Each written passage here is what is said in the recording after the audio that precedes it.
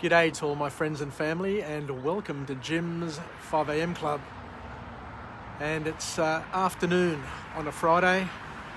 It's a almost start to the weekend, and it's been a great day.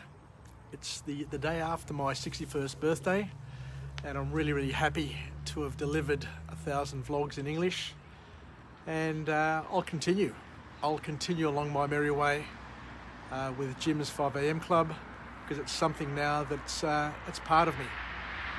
So what I'll try and do is, on a regular basis, is bring you 5am Clubs, and I'll just keep on posting them to my YouTube channel, and whoever's interested, of course, can watch them and can follow them, because the objective is to share other people's experiences, so that we can live, learn and grow and become better versions of ourselves, and that we can continue to add to our inventory of tricks for ourselves, for our children and for future generations. So what I want to do today is, today's topic is a real interesting one, and it's entitled The Gift of Fear. And it goes against the grain, because most of the things that I talk about is basically, getting beyond fear, and that people have irrational fears.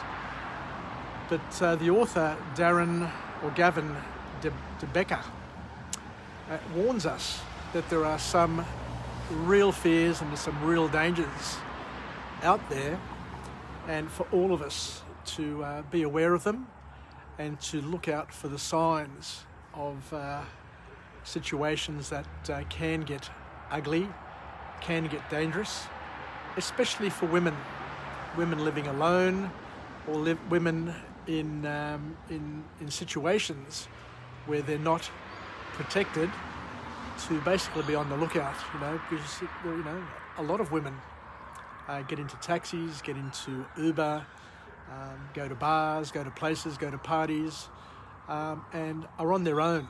They go for walks at night, you name it. They drive alone, the cars break down. There are a lot more examples of women and people doing things on their own these days than ever before. So the author then kicks off with a quote where he says that denial is a save now, pay later scheme. But we don't want to deny ourselves of the gift of fear for the sake of being flippant and not trying to look for signals. I'm not saying that we should overly be fearful and we should overly be looking for signals, but there are a couple of examples here that the author gives us to turn our fears into an advantage. So let's just go out for this. And I've learnt something very new here, and which have put me on alert as well, because I tend to try and be confident and outwardly friendly to people, but an outwardly friendliness can unnerve people and make them feel uncomfortable, and rightly so. I'm not saying that there's anything to fear from me, but other people who exhibit similar sort of behaviours could cause danger from what the author talks about. So one of the things that we need to look out for is to watch out for overly friendly and charming strangers. I guess over the years, one of the things that I've come across and I've found is that people can turn on and put on the charm really quickly, and you see people who are really charming, but that's not their normal self. People who are on the dating scene, or people who are in company of women, all of a sudden turn on the charm, and their charm can be irresistible. There's no doubt about it. But not all charming people have a good character. not all charming people are people who have other people's best interests at heart. You know, and I've always said that beautiful women, attractiveness, sexiness is a curse, because it can attract the wrong sort of company. It can attract people who are very, very needy, and people who are going to cause challenges and issues. So the author here talks about the importance of looking out for a thing called forced teaming. People who pretend to be our friends, and to watch out for strangers who use we when they're describing activities. And you know, the example is, you may have dropped something, and I'll come and help you pick them up and say, look, let's take them upstairs, or we should help each other out, or whatever. But I don't know the exact use of this term, but the author here says is to look out for people who tend to use the word we when they're strangers and you don't know them. And for people who are trying to help you, especially if you're broken down or if you have something that has happened. So remember, this is a very, very valid point, and I like this point a lot, where the author says that no matter how charming somebody is, I like this a lot, no matter how charming somebody is, if they don't respect your wishes, that's a sign that they are dangerous. You know how you say to somebody, no, it's okay, I'll organise it myself, I'll do it myself, and they keep on insisting. And I guess a lot of us fall into this category, I'm a bully when it comes to shouting drinks and paying for food and getting on the dance floor and dancing, and I can be overly exuberant. Which, when I read this book summary here, I say to myself, geez, I hope that I'm not causing grief to people around me by being over exuberant and wanting to pay for drinks and to do things, even though people say, no, it's okay. But I guess it's a cultural thing. You often see a lot of Greek men, when it comes to paying for dinner, they'll fight over who's going to pay the bill. But once again, I hope that doesn't get misconstrued. So let's go to the second point in this book, where we talk about the importance of protecting yourself from criminals. And the way you can protect yourself from criminals is by using your empathy, and by reading their body language. Because the author, and I can sense this, I can feel this, some people have a body language that is really unnerving. And the author says here that the body language of violent people is almost always the same.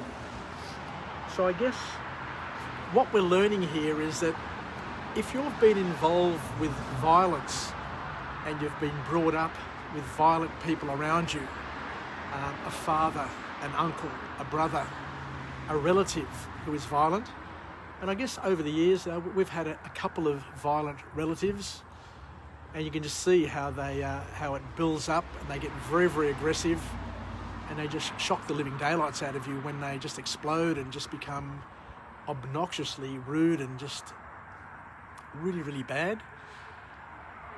And I guess once you've experienced that once or twice, then you embody and you get to understand that pattern, and that in itself is a godsend, because once you've experienced it once, then you can identify it before it explodes another time with the same person or with other people. Because the author here says something important. that the body language of violent people is almost always the same. So if you've experienced it once, then chances are that you can use that body language that you've experienced once and understand it as it's unfolding with other people.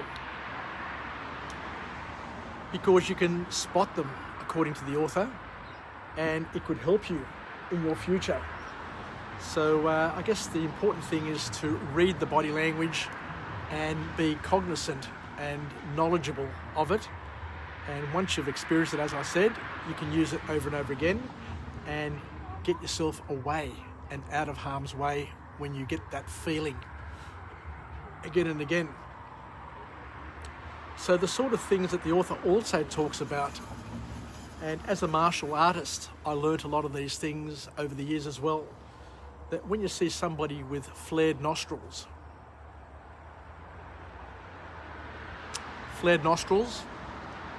is a sign of anger. Even though they're not saying it, they're not expressing it, the flaring of the nostrils is a subconscious, instinctive sort of behaviour that we can read, and you can use it as a forerunner to what may transpire. The other thing that the author talks about is a jutting chin.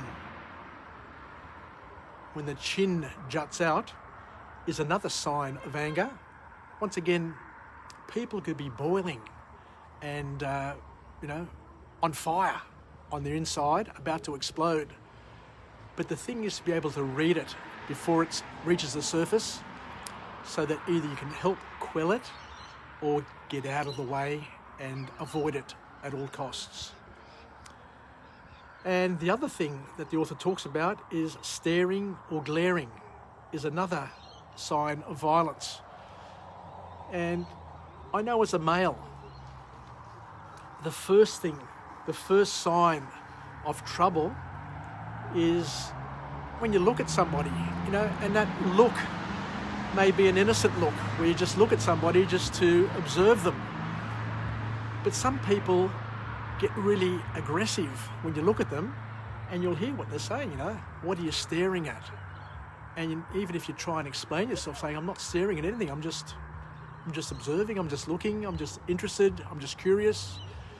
But that can escalate really, really dramatically from that point. So I guess the key lesson is to try and not look at other people or stare at other people or glare at other people, or even give them the sense that you're glaring at them. And if they're glaring at you, then just don't try and fix your view on them.